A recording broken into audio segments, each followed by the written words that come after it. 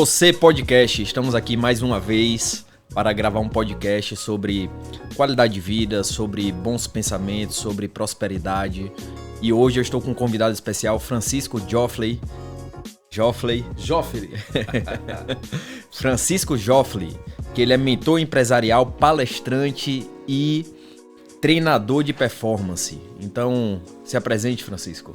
Boa noite, Jaime. Para mim é uma honra participar desse podcast com você. É uma pessoa que, dentro do seu nível de atuação aqui na cidade de Feira de Santana, é uma figura pública.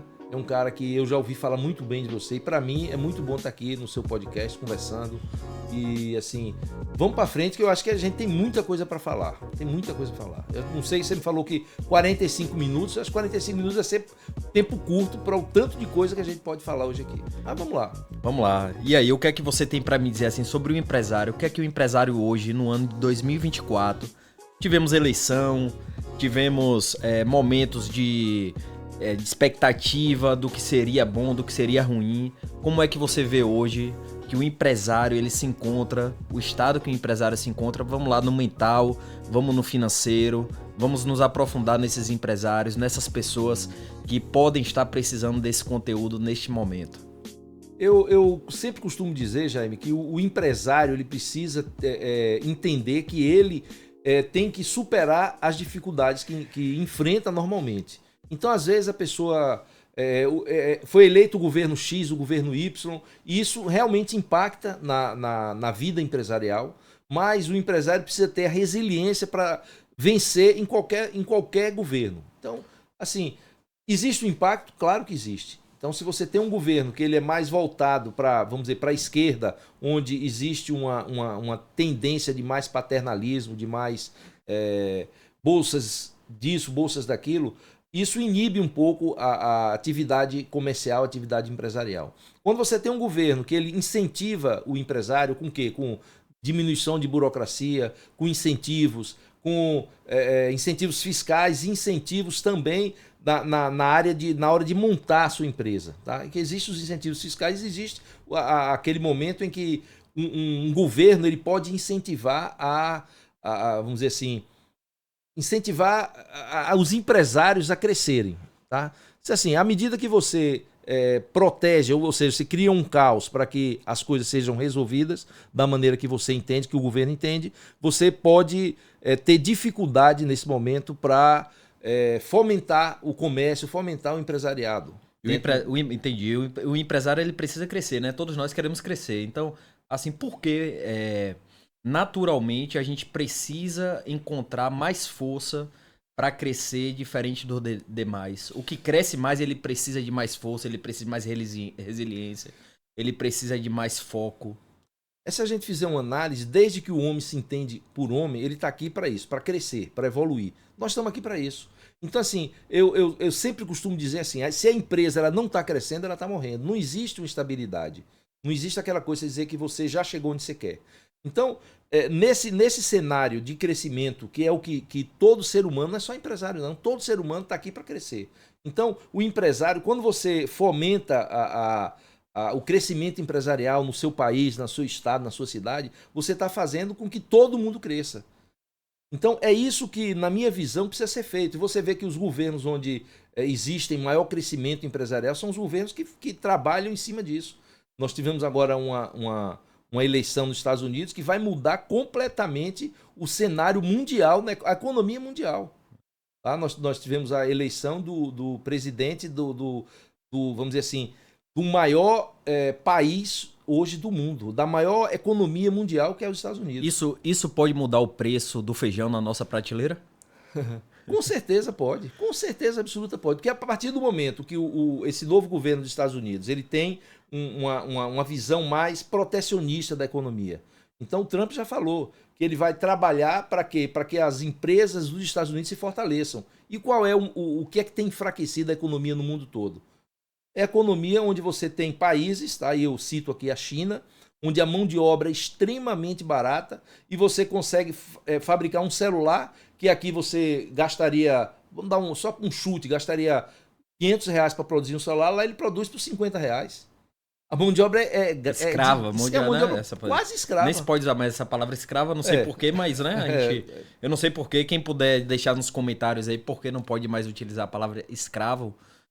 Tem até o nome de uma rua de Salvador que é Escravo e tem um nome, e esse nome teve que ser retirado, teve que ser modificado. Mas como a gente ainda não sabe, né? A gente não tem o conhecimento. Não tá mas eu fiquei sabendo disso, né? Então quem puder deixar nos comentários, puder dizer por que não pode se mais utilizar a palavra escravo, a gente agradece. Então, quando você vê que a maior economia do mundo, ela vai sair da esquerda para a direita com esse novo governo, você vai ver que vai ter muitas mudanças. E isso vai impactar o mundo todo. Então, ele tem uma... A gente já está falando de um assunto que estava previsto para mais para frente, sim, né? Que era um impacto da... Mas, assim, veio o assunto. O que é que acontece hoje? O motor acelerou, a gente tá junto. E assim, daqui que a gente pegue o time do podcast, aí vai entrar um assunto, depois entra outro, a gente vai falando. Então, assim, o que é que acontece hoje? A maior economia do mundo, Estados Unidos. E ele tem uma ação mais protecionista da economia. Ele quer fortalecer as empresas dos Estados Unidos. E qual é a primeira coisa que ele vai fazer? Ele vai endurecer a chegada de tudo que vem da China. Ou seja, ele pode aumentar impostos. E é uma tendência, já que ele quer fazer esse protecionismo. E o próprio Brasil fez isso com os carros importados, o Chery, né? Teve uma época que ele estava sem impostos, aí entrou o governo, não lembro qual foi exatamente, que implantou o imposto nos carros importados que antigamente não tinha, ou era baixo. Aí você o próprio Brasil fez isso. Você é um pouco mais novo do que eu, pouco, não é muita coisa não, mas assim, a gente pode entender que essa abertura para o mundo começou lá atrás, quando o presidente foi o presidente Collor, que ele abriu as importações. Então, naquele momento, você não pegou essa época, eu nem me lembro quando foi que o Collor foi presidente, mas naquela época a gente tinha aqui Fusca, Brasília. Os carros eram carros assim que o próprio Collor chamou de carroça. Então o que foi que ele fez? Ele abriu o mercado e começaram a chegar os carros importados. E isso fez o quê? Fez com que a economia crescesse.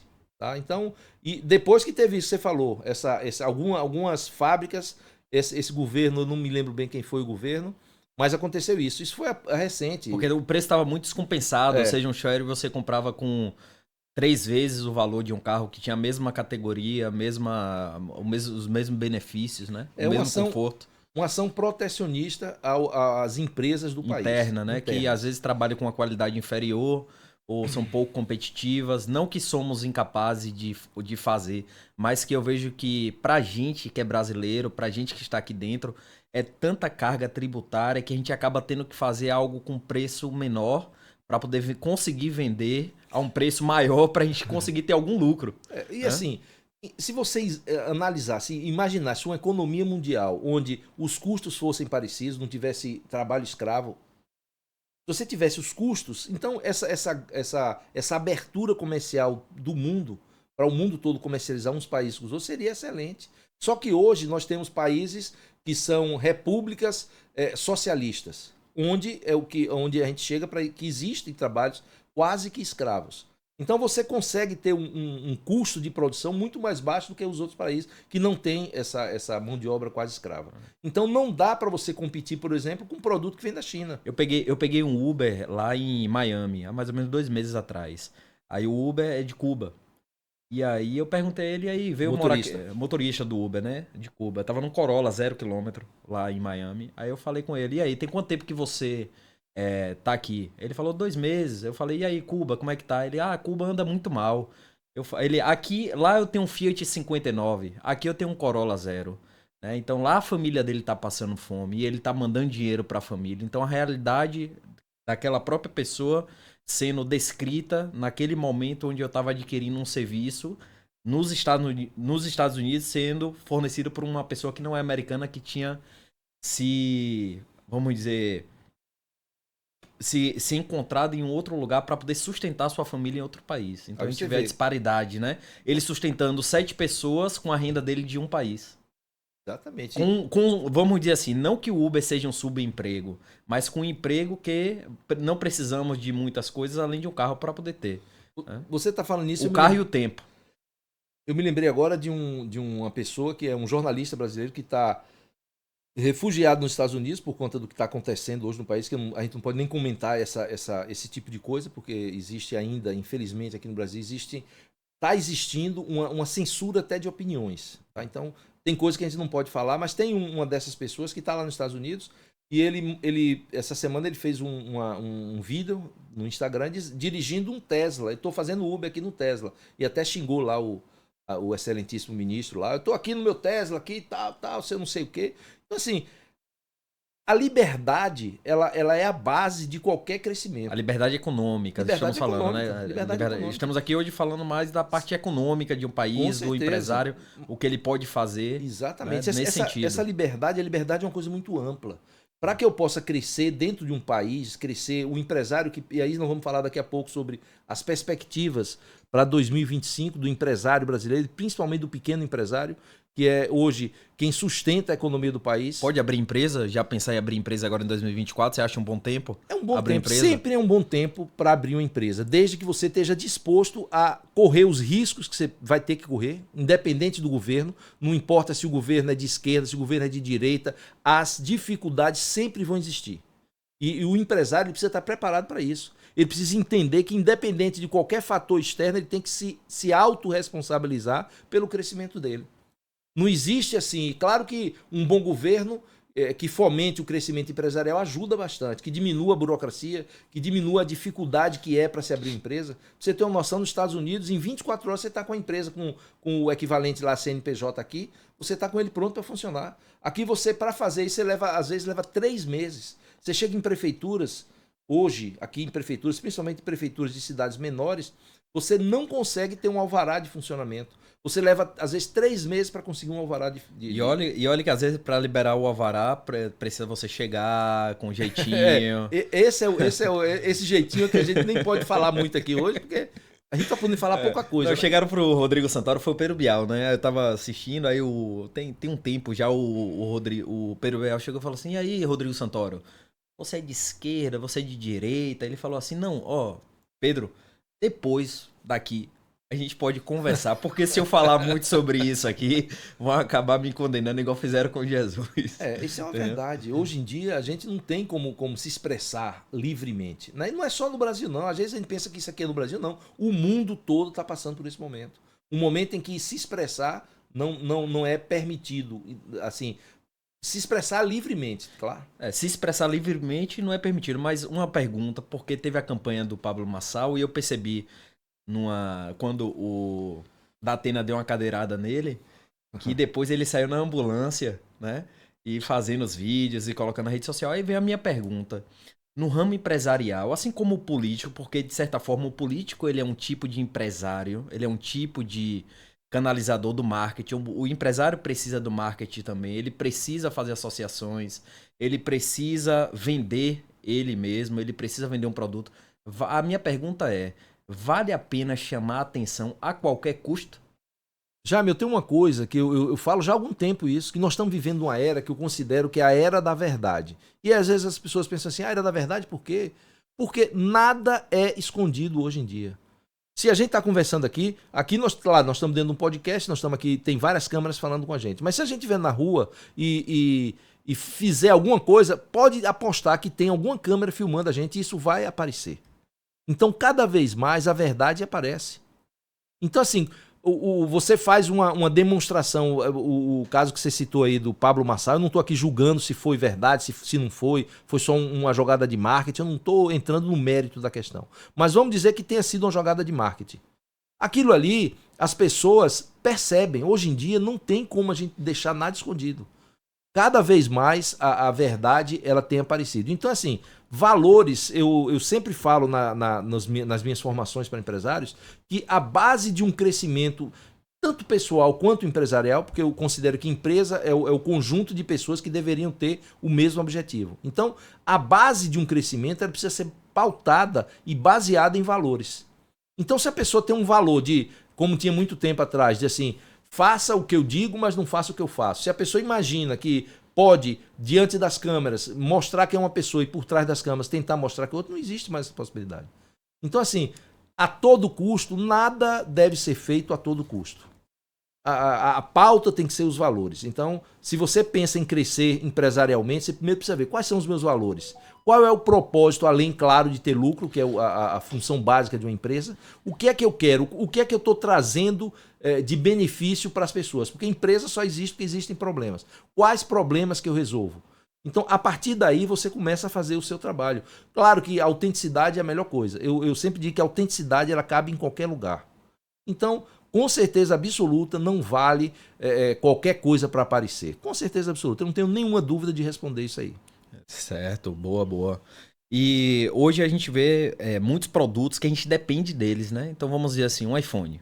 Hoje nosso aplicativo de banco tá aqui, a administração da empresa tá aqui, contato de WhatsApp tá aqui. Então como é que uma pessoa hoje ela pode cada vez mais pensar em coisas que, como você disse, solucione problemas das pessoas e, consequentemente, como é o caso desse celular aqui hoje, as pessoas passem a depender, né, dessa criação, desse objeto, dessa solução. Então, como é que esse empresário ele pode ter essa visão, ter essa amplitude? O que é que ele precisa de ferramenta para poder criar, para poder designar, para poder conseguir as pessoas, como você disse, que devem ou deveriam estar nesse mesmo propósito, nesse mesmo objetivo?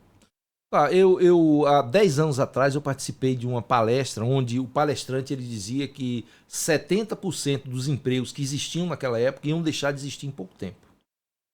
Hoje a gente vê essa realidade. E eu digo assim, hoje você falou do celular. Tá? O tempo que levou pra gente... Hoje nós somos totalmente dependentes de celular. A gente sai de casa. Se você esquecer a roupa, você até sai nu. Mas se você esquecer o celular, você tem que voltar para buscar. Porque tudo está aqui. Às vezes, você imagina, se eu perder meu celular, o que é que vai acontecer? Eu não sei como é que eu vou acessar o banco, eu não sei mais nem onde é o banco. Não existe mais como há um tempo atrás, existia um lugar que você ia no banco, conversava com gente. Hoje não existe. Você entra no aplicativo, você faz tudo o que você quer. E assim, o tempo que nós levamos para chegar até onde nós estamos foi um tempo rápido. Mas o tempo agora vai ser muito mais rápido com o que está surgindo, que é a inteligência artificial. Então, uma dica que eu posso dar para o empresário que quer pensar em crescer, aprenda a inteligência artificial. A inteligência artificial, agora sim, aquilo que eu vi há 10 anos atrás, que algumas profissões iam ser substituídas, hoje eu tenho certeza absoluta que não é 70%, não, é quase 90% das profissões serão substituídas pela inteligência artificial, serão substituídas pelos robôs. E aí? O que é que vai acontecer com a humanidade? O que é que a gente precisa fazer? E nós, enquanto empresários, o que é que a gente pode fazer? Assim, eu já falei aqui antes, a empresa ela só existe porque existe um problema. Nós vamos ter um problema. Nós vamos ter um problema grande de desemprego. O que é que vai acontecer? Então, a gente precisa até utilizar a própria inteligência artificial para a gente imaginar o que é que nós vamos fazer, ou seja, o que é que a partir de 2005 vai ser muito necessário para as pessoas, para que eu possa investir nessa área. Então, se eu tiver que dar uma dica de investimento para 2025 e daí por diante, invista em automação. Invista em capacitar os seus colaboradores para usar a inteligência artificial com inteligência. Tá? Então essa é a dica, eu considero que é a dica mais valiosa para esse ano que se inicia. Se prepare, porque se nós levamos 10 anos para estar dependente do celular como a gente está hoje, nós não vamos levar mais de um ano para estarmos dependentes da inteligência artificial. Até porque a inteligência artificial ela vem sendo treinada por pessoas que são consideradas gênios, né? Estão sendo contratados para poder treinar essa inteligência artificial e conseguir, a partir disso, montar, né, aquela base de conhecimento. E as pessoas que estão acessando, intelectualmente, elas não estão avançando o quanto deveriam para poder utilizar a ferramenta de acordo com como foi treinada por aqueles gênios. Exatamente. Né? Então a gente precisa treinar a nossa mente para poder a gente conseguir pedir a inteligência artificial, acessar a inteligência artificial de acordo com essa base de dados ampla que ela tem, né? Aí vem aquela questão, qual é o dever do empreendedor hoje, do empresário, em termos de criação, em termos de disponibilidade de tempo para raciocinar sobre o seu projeto? Qual é o dever que ele tem sobre isso? Porque, beleza, tudo bem, a gente vai utilizar a inteligência artificial, mas como ela vem de uma base de dados que foi criada por pessoas, também ainda assim podemos continuar criando continuamente algo novo, que ainda não foi criado, né? Então, dentro disso, assim, como é que você vê que a gente pode continuar avançando além da inteligência artificial? Se a gente fizer uma análise, porque assim, a história se repete. Se a gente fizer uma análise hoje do século XVIII, quando foi inventado a prensa, o que é que os professores começaram a falar naquela época? Estão desempregados. Porque todo o conhecimento que era passado até aquele momento de maneira verbal ou a escrita era muito artesanal, escreviam na mão, pergaminhos. E assim, quando inventaram a prensa, que podia ser trazido todo o conhecimento que a pessoa tinha para um livro e a pessoa ia ler, o professor pensou que ia perder o emprego. E houve naquela época uma briga dos professores contra a prensa, porque elas iam tirar o emprego do professor. E o que é que aconteceu? Houve uma união, as pessoas começaram a entender que o livro ele serviu para auxiliar o próprio professor. Então a gente precisa entender que a tecnologia ela não tem volta. Cada vez você pode perceber isso, acho que todo mundo está percebendo, e no mundo empresarial isso acontece de uma maneira muito clara para quem está antenado no que está acontecendo no mundo. A evolução da tecnologia tem sido muito rápida. Se a gente parar para pensar aqui, eu me lembro que, eu falando isso, a pessoa vai pensar que eu estou muito mais velho do que eu sou.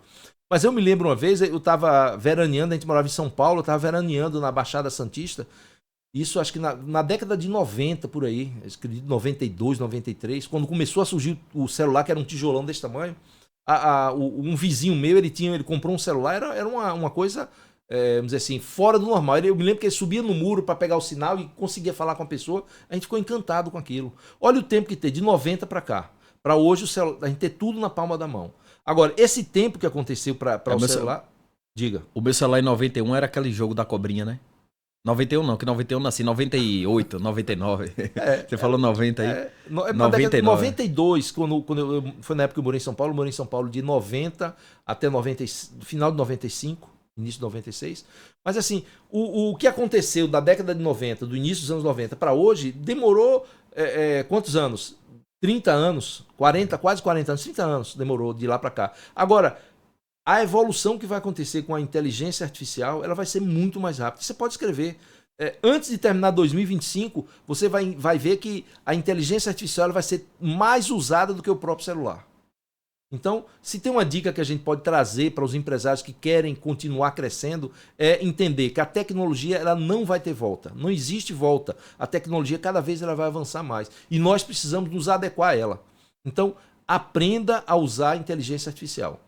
É fundamental para quem pensa em crescer empresarialmente, quem pensa em crescer como pessoa. Então isso deve ser incluído no planejamento da empresa hoje, né? O treinamento para inteligência artificial, que os colaboradores de todos os níveis ele tem algum conhecimento sobre isso, do básico até chegar na necessidade do mais avançado.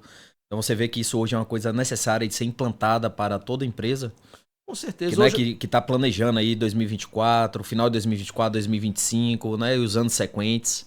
Inclusive, na nossa formação, nós temos uma formação para empresários, nós temos uma turma até agora em dezembro, a gente trata desse assunto. Como a inteligência artificial vai impactar seu negócio nesse próximo ano. É uma coisa muito forte. Eu estava em casa agora, falando com a minha esposa, ela disse, eu coloquei aqui na IA os ingredientes que eu tenho, perguntei o que é que eu posso fazer com esses ingredientes. Ele me deu mais de 30 receitas. E era farinha de arroz, ovo e queijo. É aquele ditado, né? Agite a água para atrair os peixes. Ou seja, chegou ali, jogou e o conteúdo vem, né? Então até a gente precisa entender que isso que chegou é para a gente procurar facilitar a nossa vida. E ela tá, você vê, ela não tem treinamento em inteligência artificial, mas a gente utiliza no dia a dia.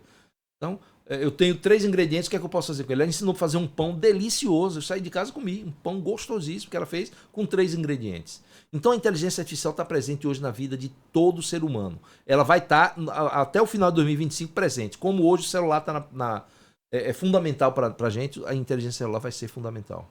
Maravilha. E como preparar uma empresa com inteligência artificial sem a inteligência artificial para 2025, agora que a gente está chegando no final de 2024 aí? Como é que deve ser um planejamento inicial, pensando no próximo ano, pensando nas próximas metas? Como é que você vê que deve ser isso? Primeira coisa que a gente precisa fazer quando a gente pensa em planejar o futuro, seja planejamento pessoal, planejamento empresarial, um planejamento estratégico, a primeira coisa que eu tenho que pensar aonde eu quero chegar. Porque assim, se você não sabe para onde vai, qualquer caminho serve. Então, o primeiro ponto que eu preciso saber é onde é que eu quero chegar. Quais são as metas que eu quero estabelecer? Essas metas elas são factíveis? Então, às vezes a pessoa diz assim, esse ano a empresa faturou 2 milhões, ele disse, no ano que vem eu quero faturar 200 milhões. Existe essa possibilidade? Então, a primeira coisa é você entender onde você quer chegar e você precisa entender, eu tenho condições de chegar? Esse é o primeiro ponto. Para não gerar frustração, né? Exatamente. Metas irreais geram frustrações. Frustração. Tá? E a pessoa não atinge aquela meta e acha que ninguém atinge meta. E começa a achar que meta é uma coisa que não vale a pena ter. E meta é fundamental. Se eu não estabeleço metas para que eu possa atingir, eu não tenho, vamos dizer assim, motivação para chegar onde eu quero. Eu preciso saber onde é que eu quero chegar. Eu preciso entender o que é que eu vou ter quando eu chegar ali. Então, todo planejamento, ele precisa... Primeiro passo, aonde eu quero chegar. Outra coisa que é fundamental é a gente aprender com os erros. A gente falava muito antigamente de resiliência, que é a capacidade de você voltar ao seu estado natural depois você sofre uma pressão. Então, às vezes, a empresa passa por algumas dificuldades e a capacidade de voltar a atuar. Hoje a gente fala do antifragilismo, a gestão antifrágil, que faz parte da gestão ágil. O que é que significa ser um líder antifrágil? É um líder que, além de voltar para o estado natural, que ele teve antes do impacto que ele sofreu, ele volta aprendendo com o que ele passou.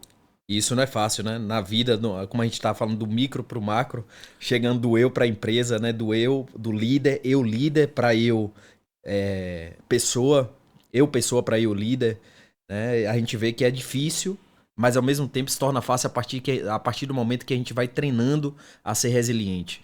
Então, se eu hoje, por exemplo, acordei um pouco mais tarde, amanhã eu tenho que colocar uma meta de acordar mais cedo. Então começa em mim. Até eu chegar ao meu colaborador e também exigir a mesma coisa. Porque tem muita coisa que os colaboradores, eu observo, fazem por medo. E sempre que eu vejo um colaborador que trabalha comigo com medo, eu tento ensinar ele que não é medo, que ele tem que ter respeito. Que errar pode ser normal, né? Mas persistir no erro, aí já não é tão normal assim. Então, a partir dessa resiliência, a gente vai entendendo que também as outras pessoas erram a partir do nosso erro, do momento onde a gente errou, do momento onde a gente sobreviveu ao erro, se treinou para acertar e vamos treinando pessoas também a acertar, para o acerto. Na verdade, o erro ele é fundamental para o acerto. Porque se a pessoa não erra, ela não sabe que errou e não vai saber como acertar. O que significa dizer que o empresário hoje, você vê que as grandes empresas, elas incentivam, toda vez que você imaginar que você quer implantar na sua empresa uma cultura para que haja inovação na sua empresa, você tem que fomentar isso. É preciso que você dê exemplo, você falou bem nisso aí, você dê o exemplo de que errar não significa o fim. Errar pode ser o início de uma inovação muito forte. Então é importante que a gente... que o colaborador ele tente fazer as coisas para que dali surja uma inovação. Isso é fundamental. Tinha um colaborador que trabalhava comigo, ele errou, teve uns erros, teve que sair. Aí quando ele saiu, a gente foi revisar os processos. Né? Sim. Então, revisando os processos, a gente viu coisas que precisariam ser melhoradas. Melhoramos. E agora esse colaborador ele vai voltar. Né? Mas a saída dele foi necessária para a gente identificar que o que ele fazia poderia ser melhor. Você está trazendo um assunto que é bem interessante. Você conseguiu ver isso porque você tem processos. Então, eu poderia dizer aqui que 95%, sem medo de errar, dos pequenos empresários não têm processos em suas empresas.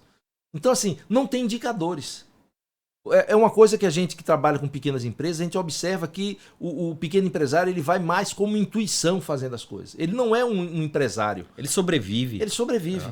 Né? Ele vai de passo em passo sem saber nem para onde é que vai. Por quê? Porque a escola, Jaime, ela ensina a gente, você sabe disso, ela ensina a gente a ser empregado, a ser um funcionário ou a fazer um concurso. Não existe hoje no modelo educacional brasileiro, e não é só no Brasil não, é raro, o único país que eu sei que existe uma tendência a fortalecer o empreendedorismo é a Suécia ou é a Suíça, um desses dois. Que eles têm na escola isso aí.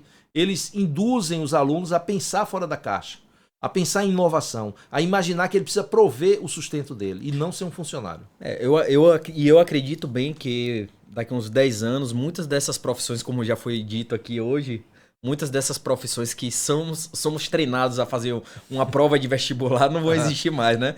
Então eu quero ver como é que vai ser isso aí. Eu quero ver como é que vai ser arquitetado isso aí novamente. Se os governos, né, no mundo inteiro, eles vão se atentar a isso para já começar essa reformulação prévia. Porque o mais interessante do que dar o passo certo na hora errada é antecipar o passo certo num momento certo, né? Você falou nisso aí, desses empregos. Existe um supercomputador lá no Japão que chama Watson. Esse computador, hoje ele já resolve problemas de ele é um juiz de algumas cidades. Ou seja, a pessoa às vezes tem um problema com o vizinho. Então, vai lá no computador, digita qual foi o problema, a reclamação que tem do vizinho. O computador manda para o vizinho para ele explicar o que foi que aconteceu, ou seja, ouve as duas partes. Depois, o próprio computador faz o julgamento e manda a penalidade para quem perdeu aquela disputa. Então, isso significa o quê? Significa que daqui a pouco tempo essa profissão de advogado vai ficar escassa. Vai ficar difícil você advogar. Imagine um banco de dados agora com inteligência artificial mais aprimorada. Mas com certeza também, né? Porque algumas pessoas que podem escutar isso aqui podem dizer, e se um mentiu, o outro mentiu. Com certeza também no próprio lugar deve ter alguma vistoria, caso alguém alegue, né, que foi uma mentira, vamos dizer assim. Alguém vai lá e com certeza vai ter uma punição. Então ninguém mente porque a punição não deve ser nada boa. Com certeza. E assim, isso já acontece no Japão há alguns anos. Imagina agora com a inteligência artificial, com a quantidade de dados que estão dentro desse supercomputador. Então, assim, o que é que a gente entende? Imagine você que hoje já existe aqui no nosso celular aplicativos que você consegue medir a pressão arterial. Que você consegue... É o meu relógio. O seu relógio. Meu relógio que consegue até medir a glicemia sem precisar furar. Então, imagine para onde vai avançar a medicina.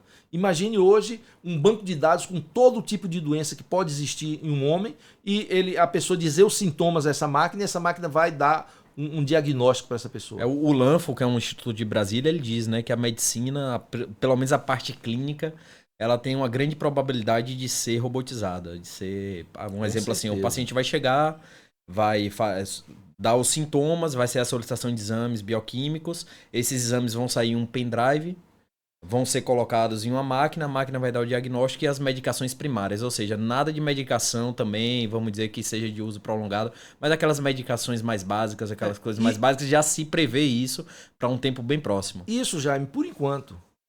E também é de interesse, né, da indústria, né? Vai vender mais, vai ser mais rápido, né, para vender o medicamento. O canal mais direto. Pra você ver, aqui no Hospital Aliança, em Salvador, existem cirurgias que são feitas por médicos que estão em São Paulo. O médico está em São Paulo e faz a cirurgia da pessoa aqui no Hospital Aliança, através de máquinas. Então, a tecnologia ela já dominou o mundo e vai dominar cada vez mais. Então, o que é que a gente precisa fazer? O que é que o empresário hoje, qual é a visão que o empresário precisa ter para 2025 e para os anos posteriores a 2025? Inovar. Eu preciso entender, com esse aumento dessa tecnologia da inteligência artificial, o que é que vai precisar fazer. Aí eu tenho um filho que hoje tem 23 anos, que ele me diz assim, meu pai, tem uma coisa que a inteligência artificial não vai saber fazer, que é, por exemplo, um pintor de casas. Não tem como fazer. E essas profissões estão cada vez acabando. Você hoje não vê um pintor de 20 anos, você vê um pintor de 50, 40, 60. Mas você sabe que é o Gugu. O Gugu, do SBT. Quando ele morreu no telhado, dizem que foi porque ele não achou ninguém para subir. Ele não achou ninguém lá para poder subir, aí foi fazer o serviço e aí caiu. Né? Para você ver. Porque essas profissões mais básicas não existem mais, as pessoas não querem mais isso. Aí se a gente for entrar nisso, já vai entrar em outra polêmica, porque assim, eu digo que é a idiotização do ser humano, que vem sendo praticada há muitos anos. Você vê hoje um jovem dando chilique porque... Por coisas mínimas, o Uber atrasou, ele dá chilique. Ele não tem uma inteligência emocional capaz de entender que aquilo é natural. Uma coisa interessante, né? Que na época da carroça, o cara que coordenava a carroça, então é isso. Aí hoje a gente vê o carro, né? Então vamos pensar assim. Aí tinha a carroça e hoje a gente tem um carro. Será que a pessoa que conduz a carroça era menos inteligente emocionalmente do que o que conduz o carro? Então a gente vê uma transição da tecnologia, mas... E essa transição emocional, como é que fica? Como é que fica essa visão do líder em relação à emoção da sua equipe? Como é que o líder pode contribuir positivamente para isso? Empresas, elas quebram por duas razões básicas. Elas quebram por falta de liderança ou por falta de vendas. Essas são as duas condições básicas que fazem com que a empresa quebre.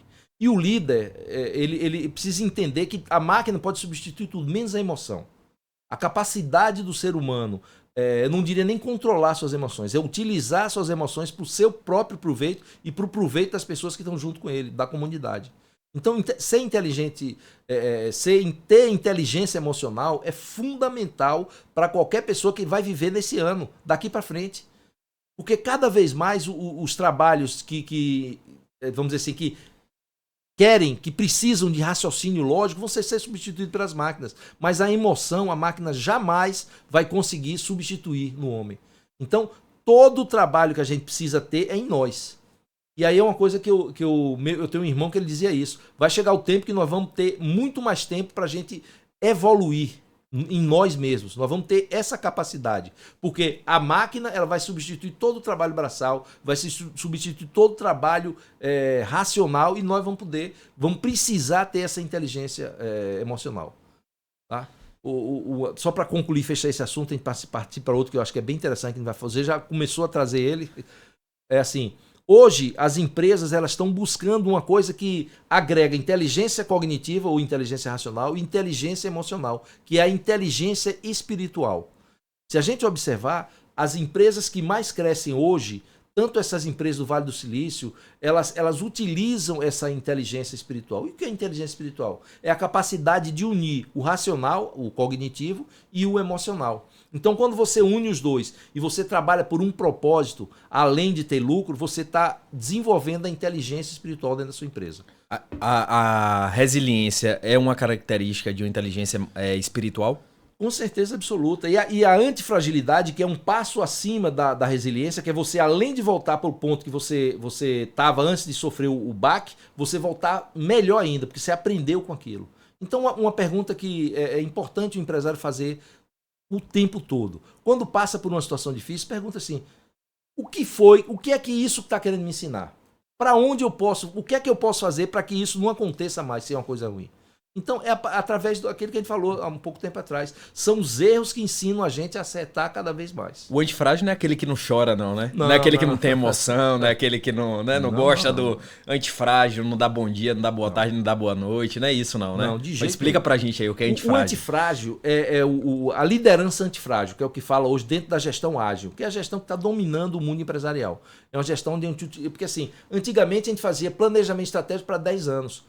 Com o aumento das informações que a gente recebe, com as mudanças que vem acontecendo cada vez mais rápida, muitas vezes você faz um planejamento estratégico de 10 anos e ele se torna obsoleto no primeiro ano. Porque muita coisa já mudou, as coisas estão mudando muito rápido.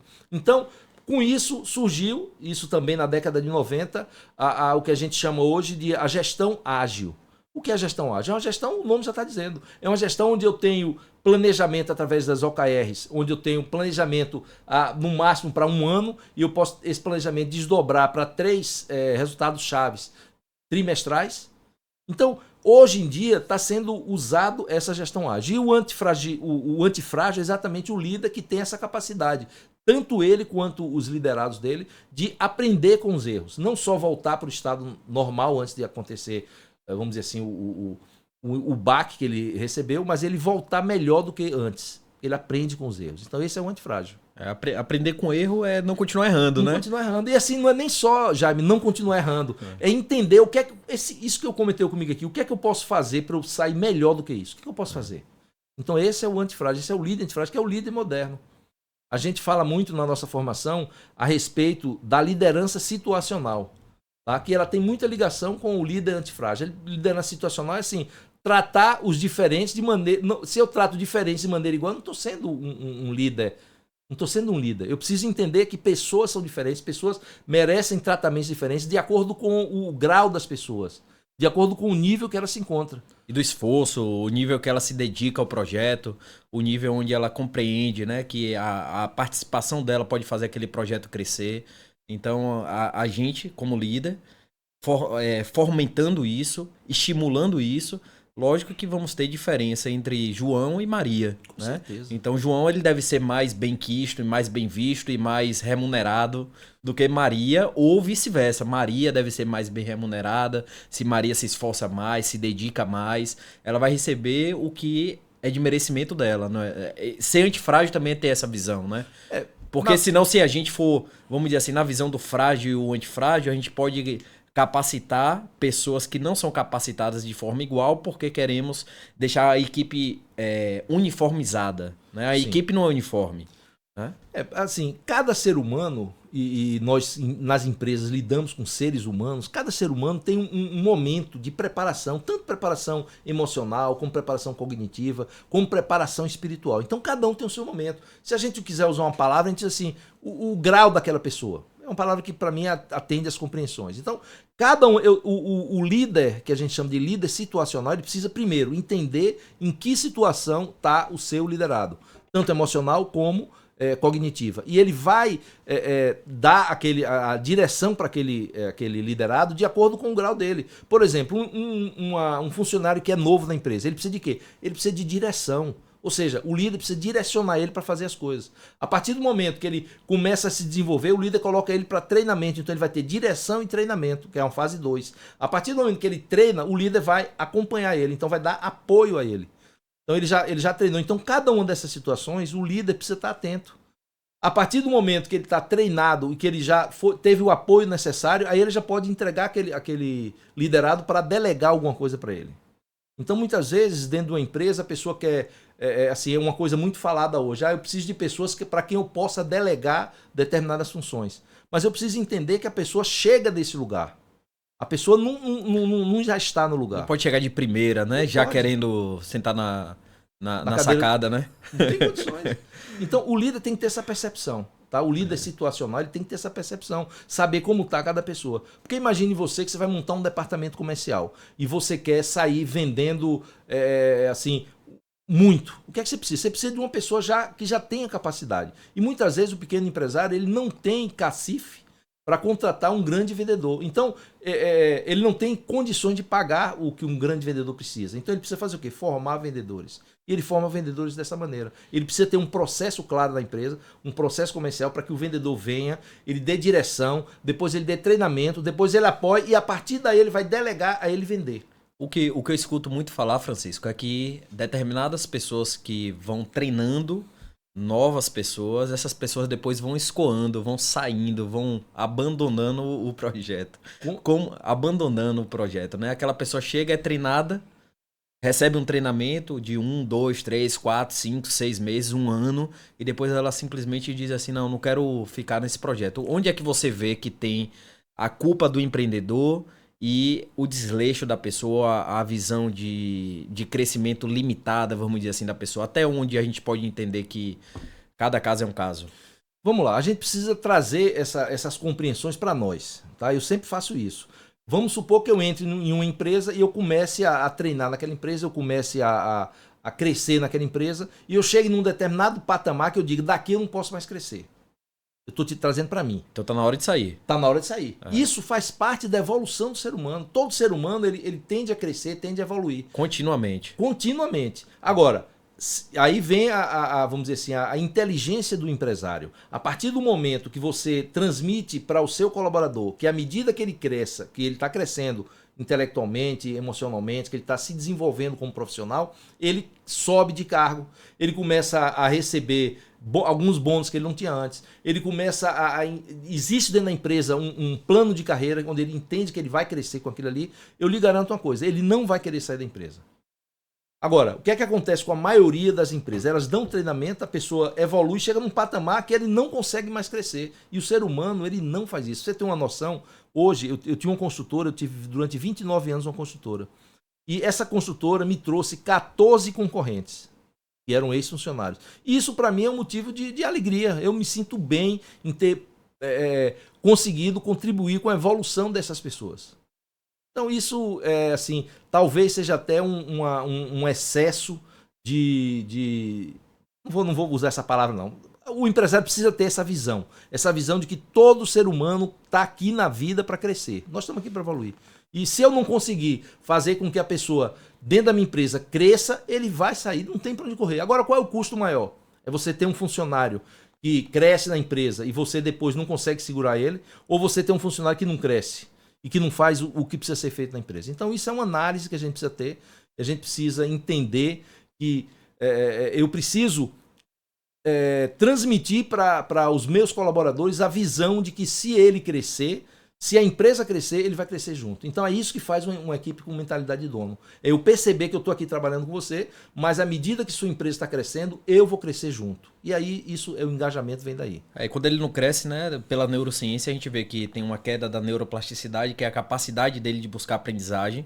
Então, se eu não estou crescendo em algum lugar, ou não estou atingindo as minhas metas, meus objetivos, se eu não consigo emagrecer, se eu faço academia há 3 anos, mas não consigo emagrecer, se eu faço dieta há 2 anos, mas não consigo ter um bom resultado, reduzindo essa capacidade de neuroplasticidade, que é a capacidade de aprendizagem com o resultado, que o resultado ensina muito. Sim. Eu acredito que o resultado, ele, além de trazer a motivação pela sinapse neural, nossos neurônios eles se conectam quando a gente tem resultado mais rápido, mais forte, mais firme.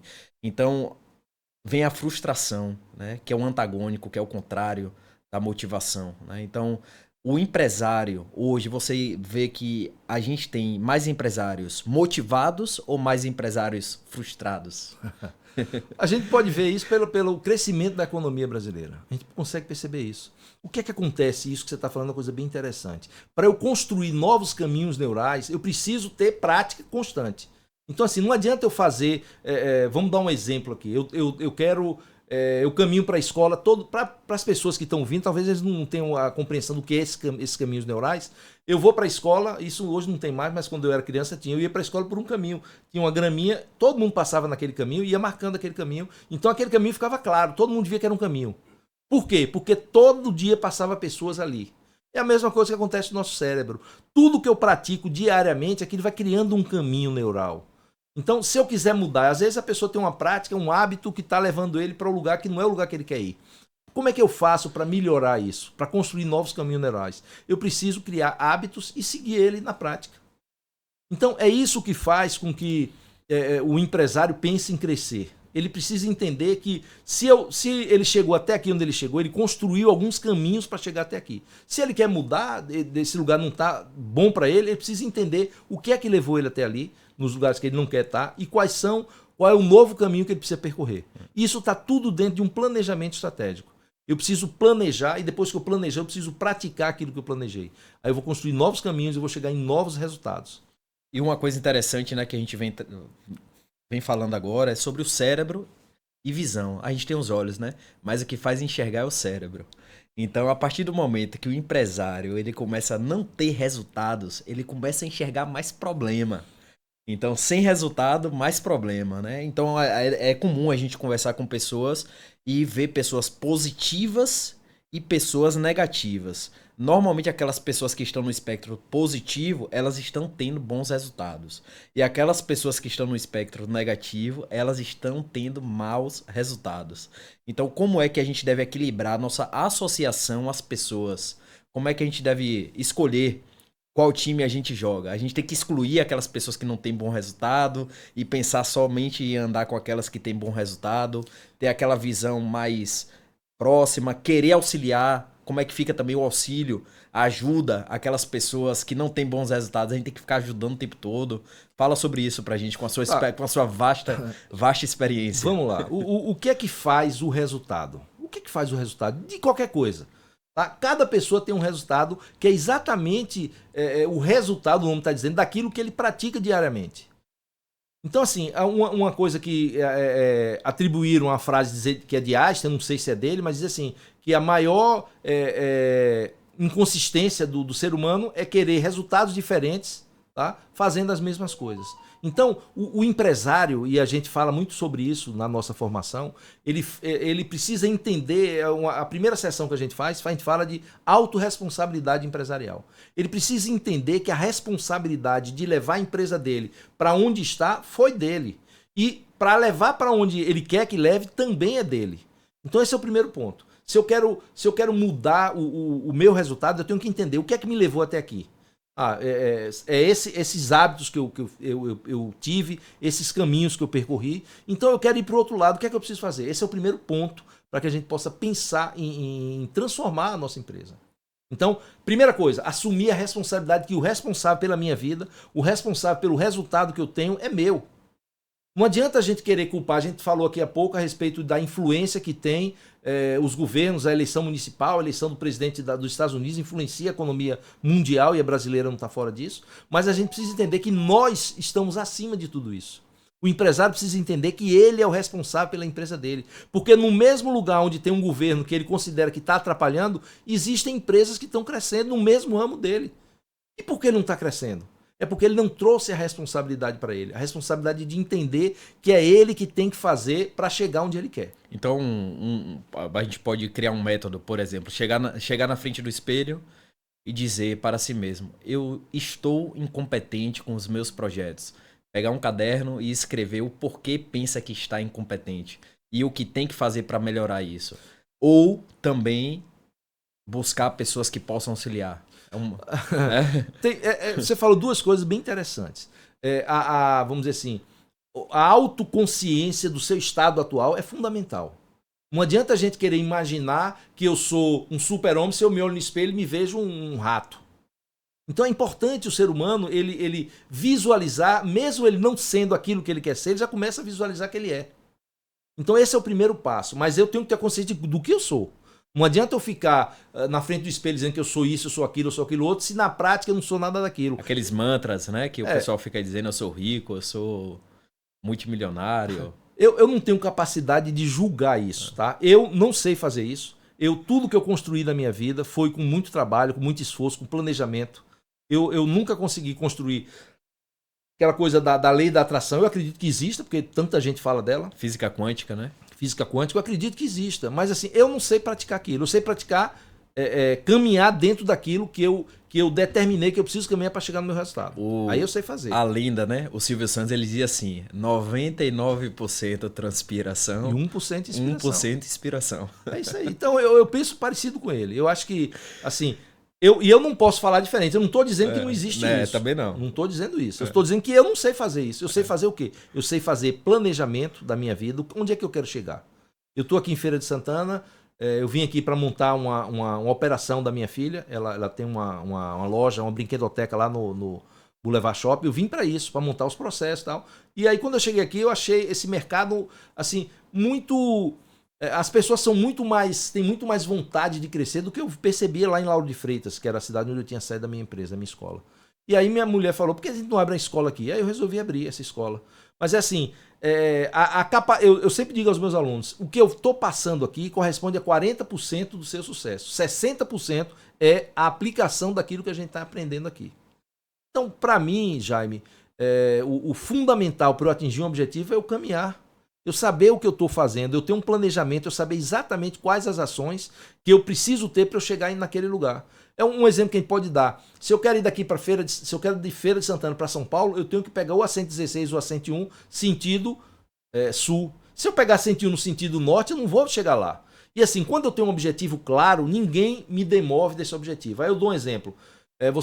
Vamos supor que você está indo para São Paulo para um almoço que vai ter eu digo por mim que eu tenho 7 netos, vou ter um almoço de aniversário da minha neta lá em São Paulo. Então eu tenho um objetivo claro e é motivador para mim. Se eu pego a estrada aqui, uma pessoa me diz assim: Francisco, vamos ali em Recife que vai acontecer isso ou aquilo outro. Você acha que eu vou mudar meu caminho? Muito difícil, porque eu tenho um objetivo claro, eu sei o que é que eu quero e aquele objetivo me motiva a realizar. Agora, se eu não tenho nenhum objetivo, se eu não sei o que é que eu quero, se eu pego a estrada sem uma pessoa me chama para eu estou indo para São Paulo, me chama para Recife, eu paro assim, eu acho que eu vou para Recife.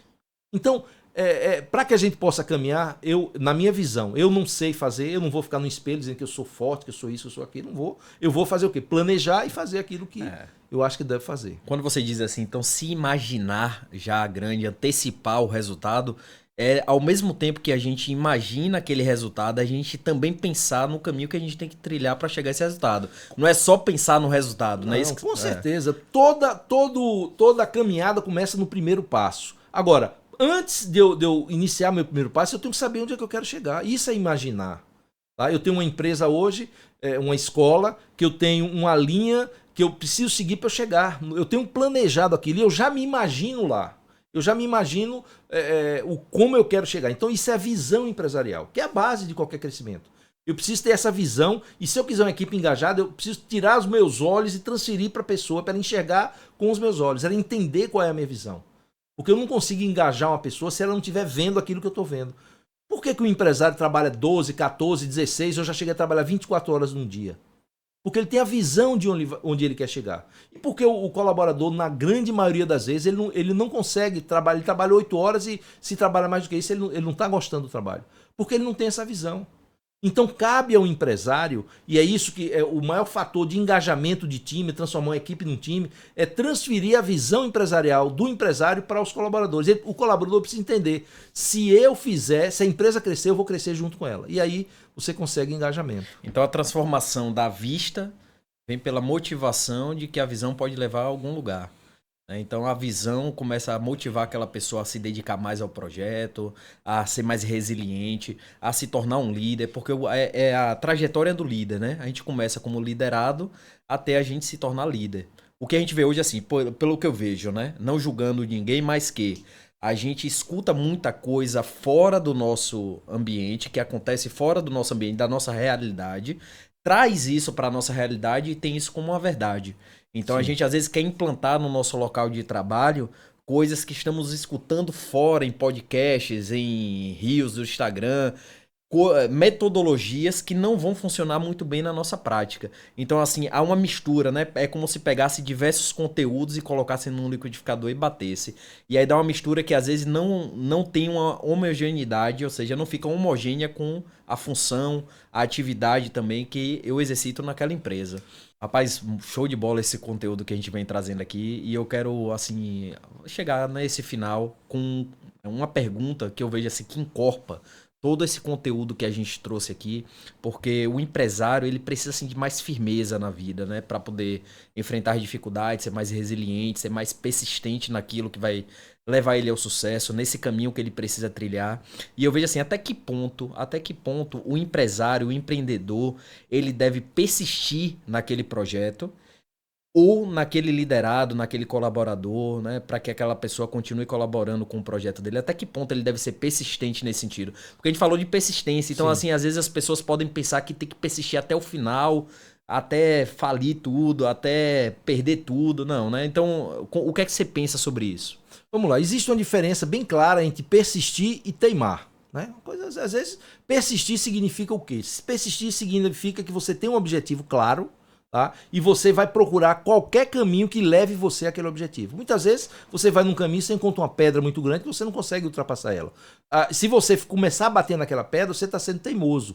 Mas se você buscar um caminho para desviar daquela pedra ou buscar uma maneira de escalar aquela pedra, você não está sendo teimoso, você está sendo persistente. Então, existe uma diferença, às vezes tênue, que as pessoas não conseguem perceber entre ser teimoso e ser persistente. Então, o empresário ele tem que ser persistente o tempo todo. Agora, não adianta ele teimar.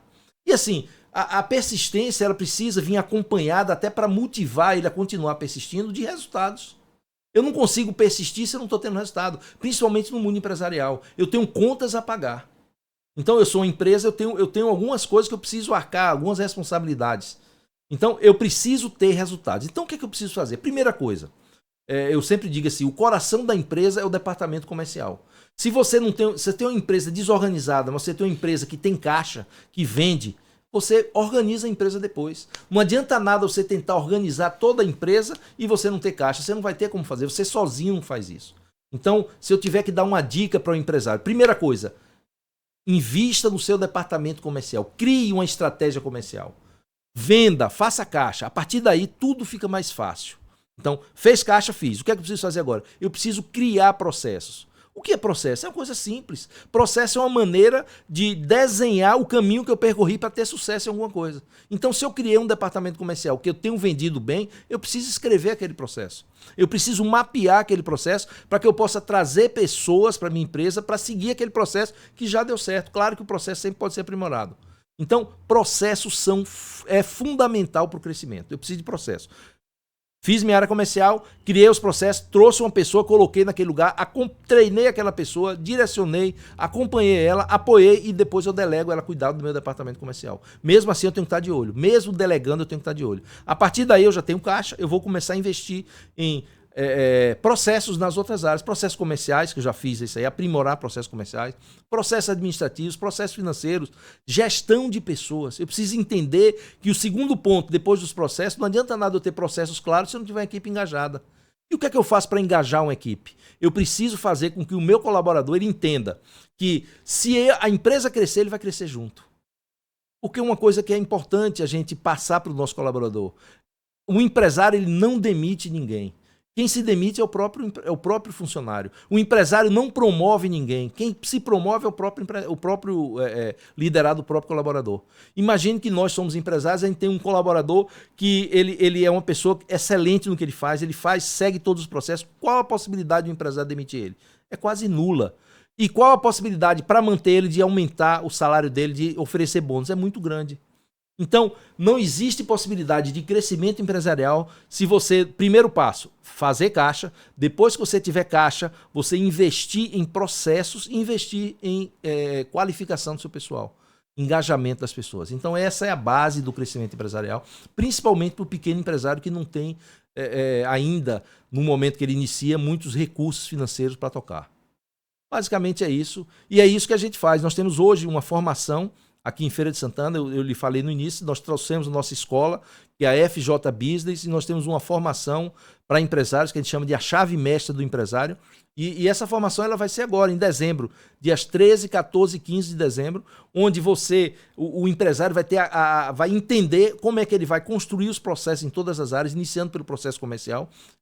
Depois ele vai engajar a equipe para fazer com que os colaboradores tenham pensamento ou mentalidade de dono. É isso que a gente faz, é isso que é a base do crescimento empresarial. Conversando com diversos nutricionistas, eu vejo assim que o meu consultório ele está à frente justamente porque ele tem processos. Exatamente. Então a gente faz isso, né, e funciona realmente na organização da empresa, fica até mais leve para os colaboradores quando tem processos. A gente consegue engajar mais, consegue definir metas, consegue verificar o que está sendo realizado, o que um está tendo dificuldade para poder direcionar para outro, e assim a gente vem caminhando, né, remando aí com mais tranquilidade e prosperidade. Então, Francisco, quero te agradecer, valeu demais, né? Conteúdo bem consistente. Quem assistiu até o final, gratidão, né? Espero que vocês sigam ele aqui na rede social. A gente vai colocar para vocês o Instagram, colocar o site também da escola, né? E procurem, porque funciona, né? Você ter mais embasamento naquilo que você já é bom. Beleza, para mim foi uma honra estar aqui participando com você desse podcast. Assim, os assuntos eles são muito diversos. A gente tem como aprofundar vários assuntos dentro desse universo das empresas. Então, agradeço o seu convite e estou à disposição. Quiser convidar de novo, pode convidar que eu venho. Valeu.